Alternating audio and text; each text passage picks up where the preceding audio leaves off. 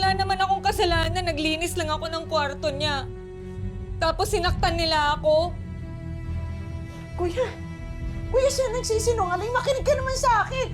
Paano tayo magkakaayos kung siya lang ang pakikinggan mo? Tumahimik ka, Alma! Hindi lang siya basta babae. Asawa na ang turing ko sa kanya. Tsaka kung gustong magkasundo tayo, huwag na huwag mong sasaktan si Dolores. Kung hindi, sasaktan din kita. Patay ang mga ampun mo!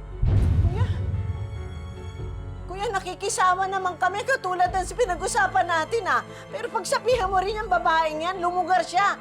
Bigyan din niya kami ng respeto at huwag siyang papasok sa kwarto namin at magtatapon ng gamit ko. Dinidiktahan mo ba ang pamambalakad ko sa bahay na to kung tama o mali? Hindi ba nag-usap na tayo?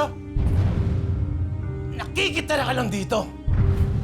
Ako pa rin ang masusunod dito.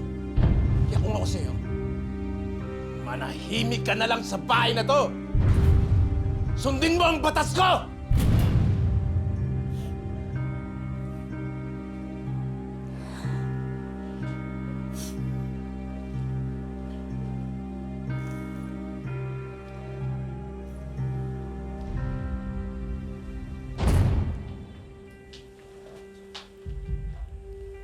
Kaya ikaw, matuto kang lumugar.